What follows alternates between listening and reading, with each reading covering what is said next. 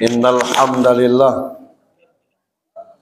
alhamdulillahilladzi anzala sakina fi qulubil mu'minin liyajdadu imanan ma'a imanihim walillahi junudus samawati wal ard wa kana Allahu aliman hakima.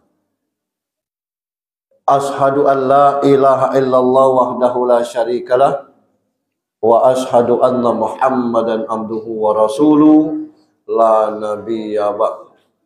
Allahumma salli wa sallim wa barik ala sayyidina Muhammad ibn Abdullah wa ala alihi wa sahbihi wa mawwala.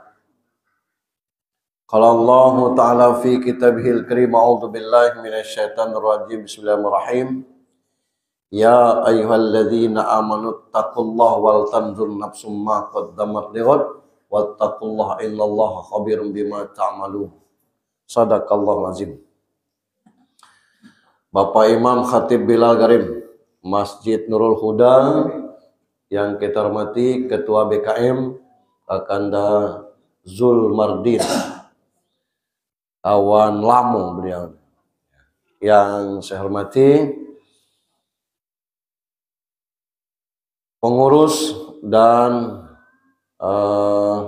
aktivis WA Sapari Subuh Minang dan simpatisan yang saya hormati Kepala Badan Statistik TAIS.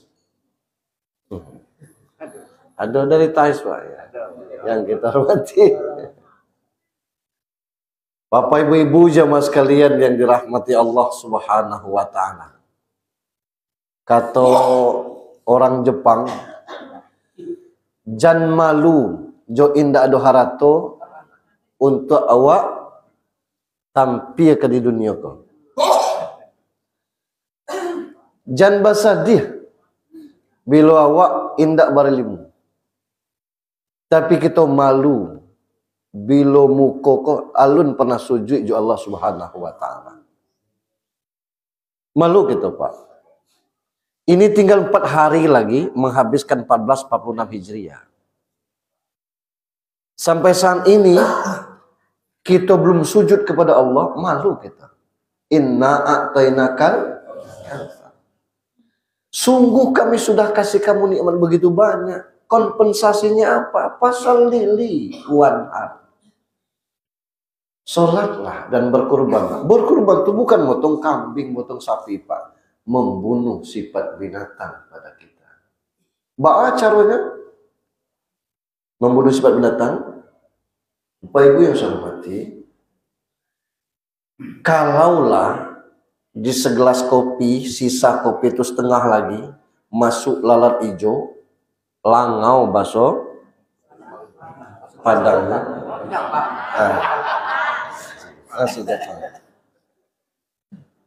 masih diminum enggak itu? Tidak, kita buang. Tapi kalau langau ni inggok di madu, di semangkok madu, ada dibuang. Langaunya rugi buang madu tuh. Itu. Kalau langau masuk ke segelas kopi, baru diminum seteguk, buang kopinya. Buat kopi yang lain. Tapi kalau langau nih inggap di segelas madu, semangkuk madu, buang langaunya. Apa artinya? Kalaulah hidup ini tidak ada kemanfaatan untuk tetangga, untuk masyarakat, untuk keluarga, tidak ada orang nengok gitu, Pak sakit-sakitlah situ, mati-matilah situ. Tapi kalau awak ini bermanfaat untuk orang, sebesar apapun kesalahan, insya Allah orang maafkan Pak. Nah maka kita bersyukur, bukan main bangun dari jam 3 itu. Ada yang bawa lontong itu tuh. Luar biasa kita sih. Bukan pantas kita bersyukur Pak, wajib kita bersyukur kepada Allah Subhanahu wa taala. Hidup ini batas itulah. Bangun, beraktivitas, tidur, model itulah perputarannya. Kok ada yang non-job, biasa-biasa aja lah. Tidak masalah. Salam dan salawat untuk junjungan kita Nabi besar Muhammad sallallahu alaihi wasallam. Itu. Orang kayo tapi santun, ada. Orang kayo tapi sombong, banyak. Orang miskin sombong juga ada. Mengapa demikian? Wa minhum may yaqulu rabbana atina fid dunya hasanah wa fil akhirati hasanah wa qina azabannar. Karena memang tidak seluruhnya Pak berucap. Dari mereka ada yang meminta kepada Allah itu minta bahagia di dunia, minta bahagia di akhirat, dan tidak masuk ke neraka. Neraka dunia, neraka akhirat. Ada yang sudah pernah masuk neraka dunia belum, Bu? Saya sudah, Bu.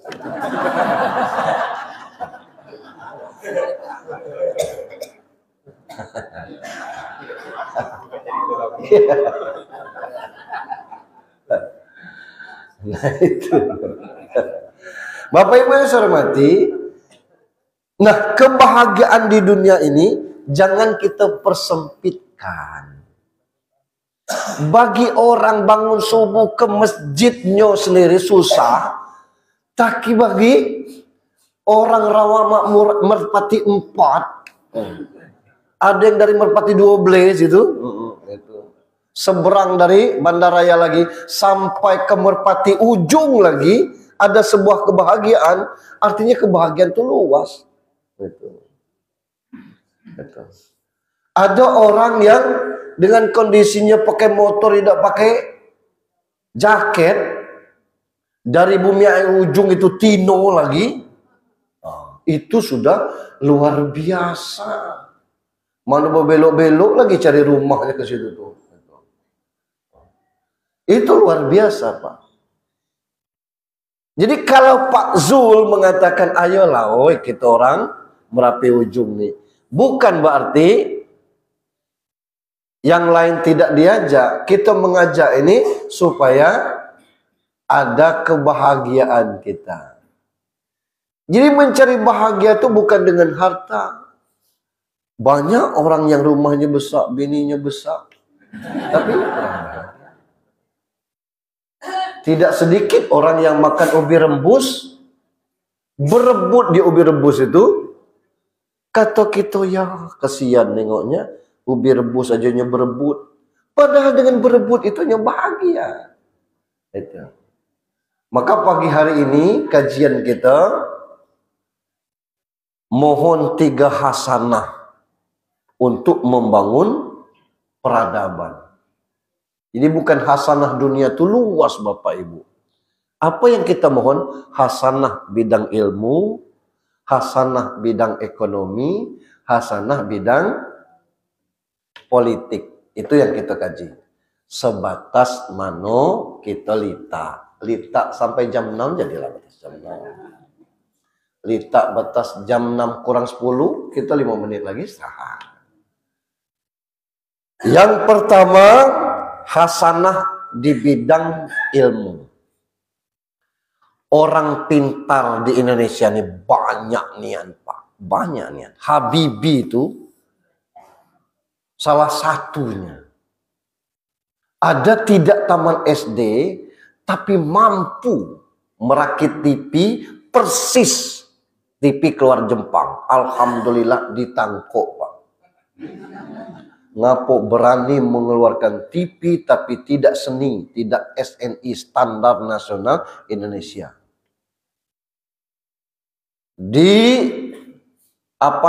Desak oleh netizen, alhamdulillah keluar. Aduh, orang Pacak membongkar tanah gunung, tanah bukit dalam sekejap, Pak. Celentong ditampilkan di dunia maya. Raja Ampe habis nikelnya. Kaget pejabat, Pak. Siapa yang mengeluarkan izinnya? Gitu. Kok bisa? Kempul. Pintarnya orang Indonesia, Pak. Luar biasa. Kenapa, Pak? Karena kita memang dididik untuk pintar itu. Di Jepang, Pak, kelas 1 sampai kelas 3 SD enggak ada pelajaran matematika. Yang ada pelajaran adab. Makanya kalau dia nyebrang, lampu merah giliran orang, giliran dia lampu hijau. Lampu hijau kan giliran nyebrang. Dia di tengah-tengah jalan tuh, misalnya di situ lampu merahnya ngadok sini, dia ngadok situ, Pak. Arigato. Padahal dia nak nyebrang. Saking kesantunnya itu. Luar biasa. Dah ada antrian, sarupo gitu. Tertib dia. Kita dari TK, Pak, diajari matematika.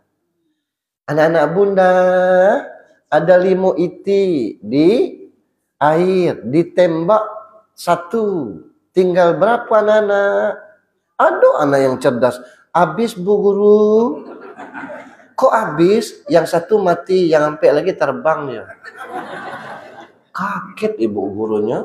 Luar biasa kecerdasan anak kita. Dan hasilnya luar biasa, Pak. Belum pilpres, wah tahu kita hasilnya 58%. Itu belum pilpres. Pintar. Kita banyak orang pintar, tapi sedikit orang baik. Banyak orang cerdas, tapi tidak banyak orang baik. Buka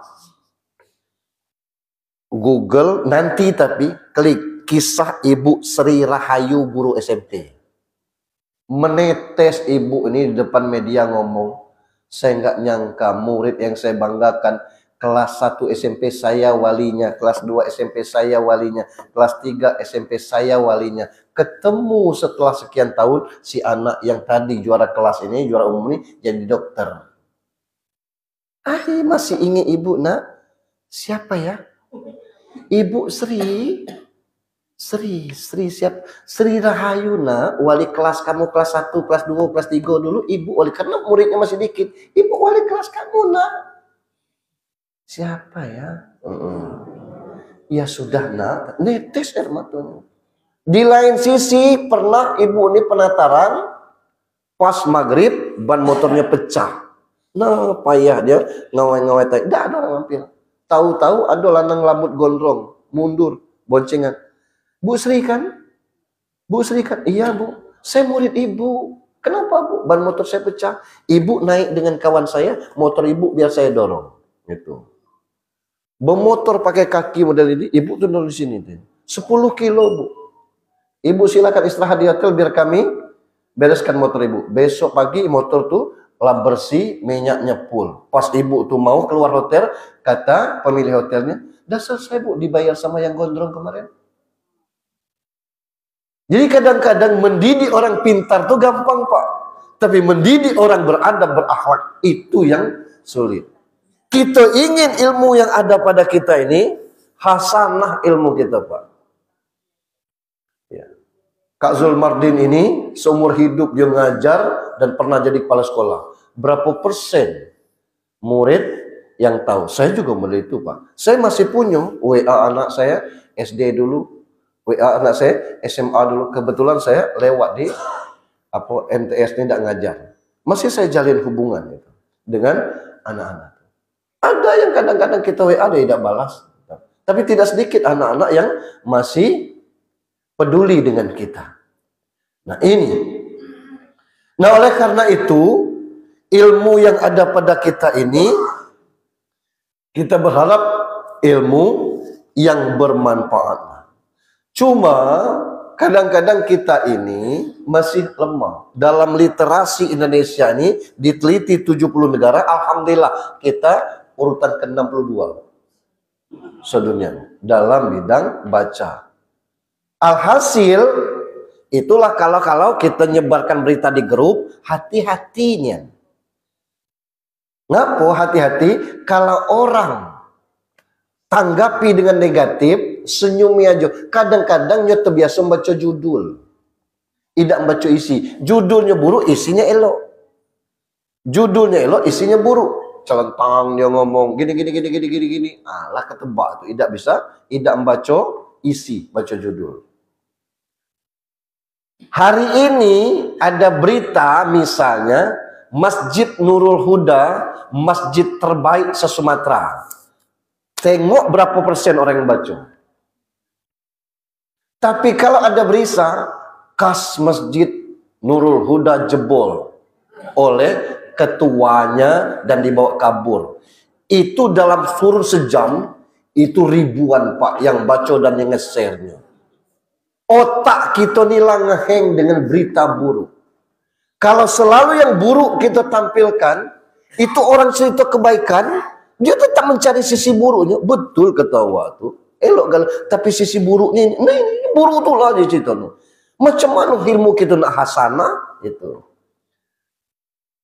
Itu yang ada pada kita sekarang ini.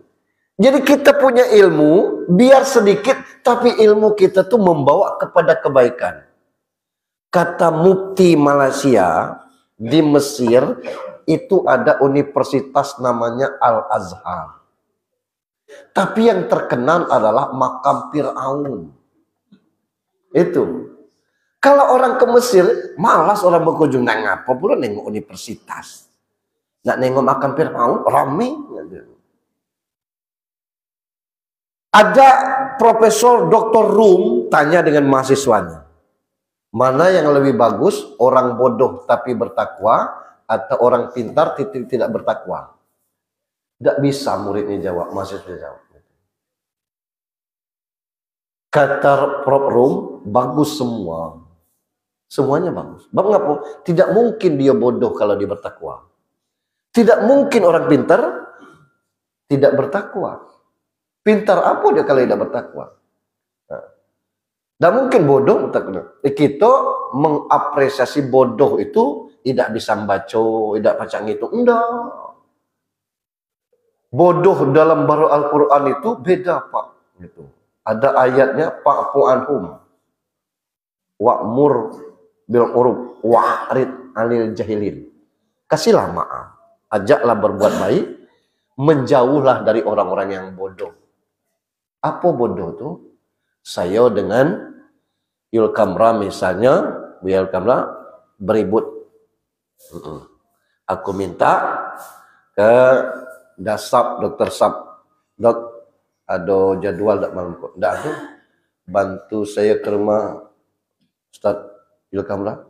Ngam, kami ribut. Ngapa? Salah. Datang bertiga. Assalamualaikum. Waalaikumsalam. Ustaz, ya. Oi, Wia, ya. Aku diminta nih ujian, nak minta maaf katanya. Salah apa kan do? Ya waktu kita main gap kemarin tuh nah yang aku marah. Lah. Urusan kecil model aku lah selesai. Aku pikir aku minta maaf, teman, selesai. Karena lah selesai, udah jangan dibahas tuh. Kita ngopi. Selesai aku ngomong ke Pak Asaf.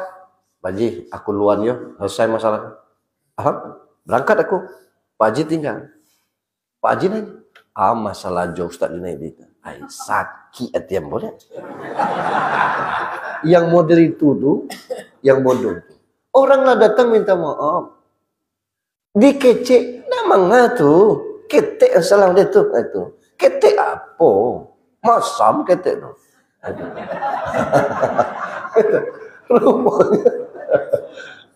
Nah itu yang tidak boleh ini. Sambung menyambung dari ujung Darussalam ada azan, dari Merapi ujung azan, dari Mukhlisin apa di sini nih azan. Kita masih juga tidak tergerak hati. Itu wa'arid anil jahilin tuh, menjauh dari orang-orang yang bodoh. Bukan tidak ngerti, bukan tidak dengar. Kenapa? Ilmu yang ada tidak hasanah. Gitu. Kita sangat berharap walaupun ilmu kita sedikit, tapi membawa kebaikan kepada orang lain. Kalau ada orang negur kita tuh salah, berterima kasihlah. Tapi kita sudah terlanjur. Kalau terbiasa nulis berita buruk, Pak, kasihlah bahan berita baik. Nggak bisa dia nulis, karena dia berita buruk itulah.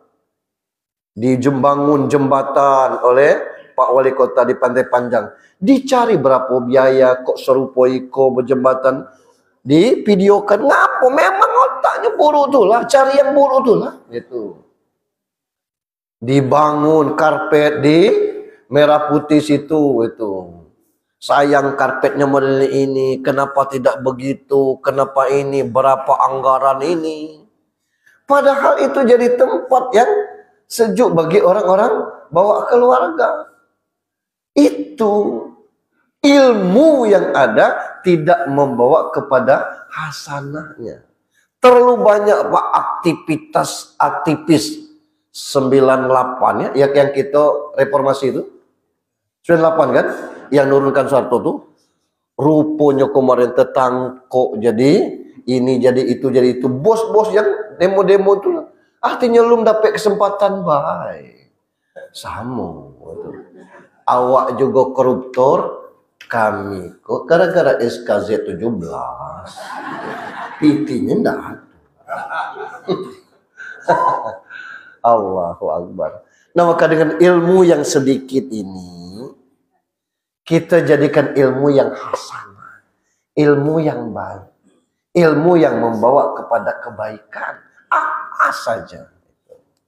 Yang kedua, hasanah di bidang ekonomi. Itu. Kita nih kayu Pak. Dan luar biasa. Saya kemarin itu bersama besan berkunjung ke keluarga di Kuningan. Karena sejak nikah nomor 2 tuh, besannya orang Kuningan belum pernah balik ke Kuningan. Baliklah situ. Ada car free day di situ. Kira-kira dari Siko sampai ke Simpang Harapan lah. Rame. Tidak sebuah motor pun yang lewat, apalagi mobil. Alangkah tertibnya orang. Jangan kita Pak, kamu yang tidak berjalan, kami tidak cepet, dah ada kawan kita itu di tempat orang itu. Kiri kanan itu apa namanya, jajanan pasar kan. Sesudah ke Benteng Pak, persis kayak itu juga, Bengkulu Tengah depan kantor putih. Ini kalau dirawat, hidup ekonominya nih, dengan catatan dirawat, harus ada perdanya, harus ada payung hukumnya. Kita takut lah minum di nakau, mabuknya di situ. Nah ini kita yang bahaya. Yang kedua, nah parkir-parkir tuh kalau tidak diawasi, lain pula tempat itu tuh. Kemudian jalan-jalan tuh kalau tidak diawasi, itu jalan lintas Pak. Jadi yang jual tuh di trotoar. Jalan tuh bagi dua, pakai tali plastik. Jadi setengah jalan tuh untuk lalu lintas, setengah tuh orang. Rame betul. Luar biasa. Jajanannya biasa aja. Waktu ke Kuningan, saya pernah main ke Cibulan. Cibulan tuh tempat orang renang. Anak-anak. Ada tikar-tikar tempat orang duduk. Di situ ada warung-warung. Bingung saya duduk di mana kan. Mangga Pak, katanya mangga. Padahal saya tidak selera mangga kan. Saya selera duduk. Saya tanya, boleh tidak Bu? Orang kan tidak kenal dengan kita. Kami duduk saja tapi tidak belanja. Mangga Pak, enggak apa-apa. Boleh tidak? Duduk di tikar tuh tidak belanja. Mangga boleh Pak. Ini bukan untuk orang belanja, yang berkunjung boleh duduk di sini, boleh Pak. Duduk kita di situ itu. Kita ini kan berpikir lah, dikasih tumpangan kursi, tidak mungkin. Aku tidak juga mungkin berenang dingin itu di Bandung tuh, tidak berenang bedingin itu. Aku ngopi situ, bikin kopi, bikin mie, belanja juga gitu kan itu. Cobalah Pak di tempat kita, boleh numpang duduk Pak, tapi tidak belanja, cari tempat lain. Oh tempat orang belanja. Kita tidak hasanah dalam ekonomi. Yang kedua, memang watak kita juga. Disuruh duduk, silakan Pak duduklah. Nih, buka bawaan dari rumah. Bentar dari rumah. Air putih. Bawa, ambil dia mobil, ambil dia tuh. Ambil dia mobil. Apa bengong yang punya warung lah. Bondong katanya. Sama-sama tidak botak kita nih. Ini ngambil makanan tidak numpang duduk lah, orang duduk tidak baca wajah orang marah itu.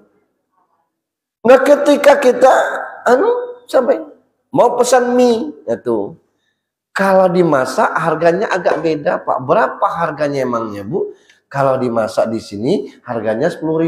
Nah saya pikir di luar juga 10.000. Iya Bu, nggak apa-apa. Nanti kaget katanya. Enggak. Gitu caranya orang jualan itu. Di kita beli kelapa, tidak kita tanya harganya, 35 bayar. Allahu Akbar. Dia pikir kita bayar yang jero. Dia tidak ingat kalau sekarang ini zamannya WA. Awak pernah makan kelapa siko kena? Ikut warungnya. Jangan coba-coba di siko 35 sebuah. Menyebar berita tuh.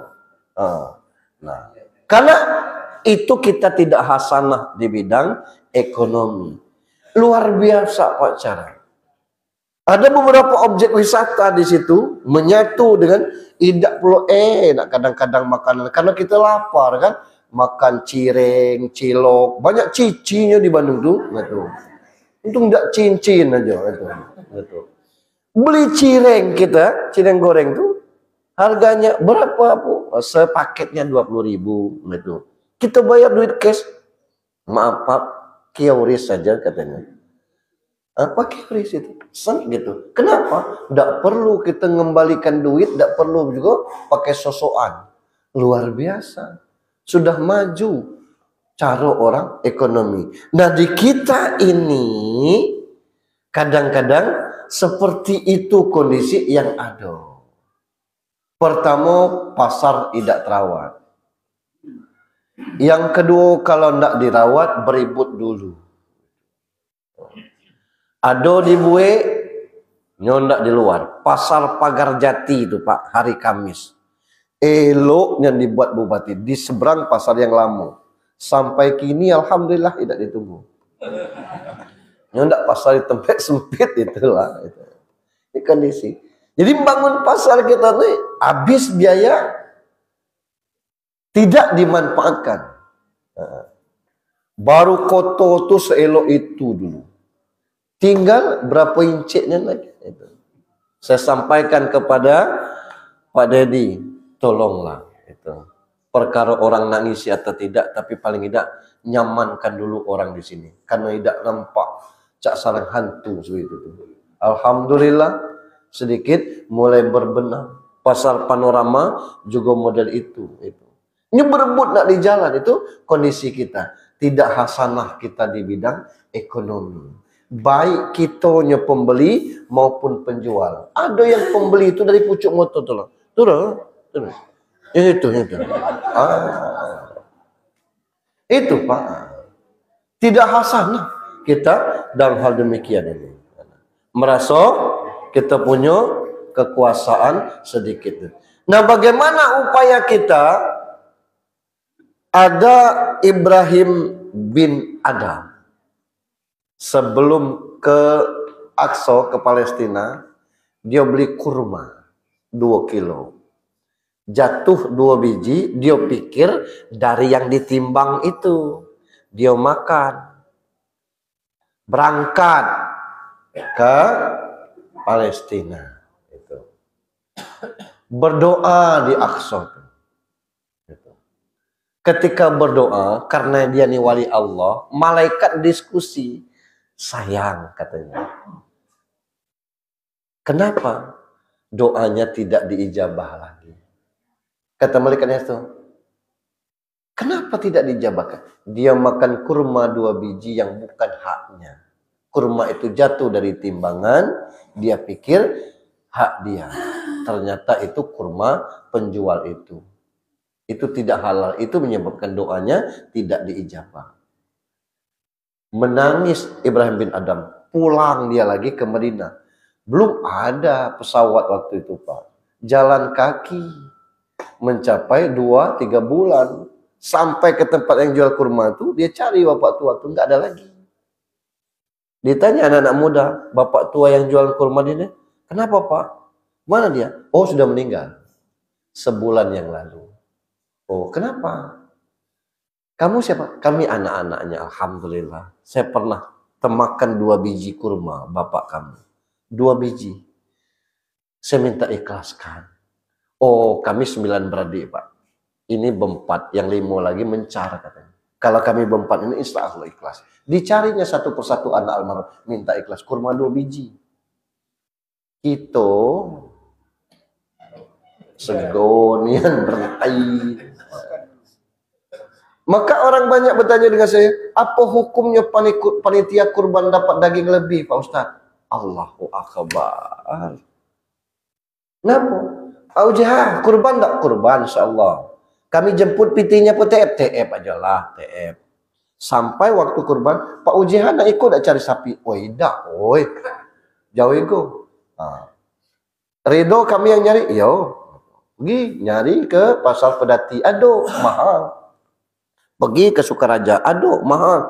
Pergi ke Tayes masuk ke dalam Rawasari itu, aduh itu. Kok sapi gitu? Elok-elok, besar-besar, alhamdulillah. Dipanjar sekian, H-2 sapi diantar. 2 malam sapi itu nak dijago. Siapa yang jagonya? UJH, tidak lah. Panitia itulah. Pas hari pemotong diumumkan tolong hadir. Sunnahnya menyaksikan kurbannya dipotong. Itu pun kadang tidak hadir pekurban itu. Yang ditendang sapi panitia, yang ikat sapi panitia, yang cari sapi panitia, yang anyir panitia. Dapat 1 kilo lebih dari itu, tidak boleh berhenti berkurban. Suruh dia jadi panitia. Janganlah pelit ego untuk hal-hal yang seperti ini. Ada yang protes haram hukum kurban di masjid.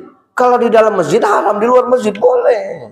Ngapo kelak makai pasal masjid? Sejak kapan 4 mazhab ini dia pernah mengharamkan? Kita ustadz-ustadz kini ini yang bikin masyarakat bingung ini para ustadznya juga lah.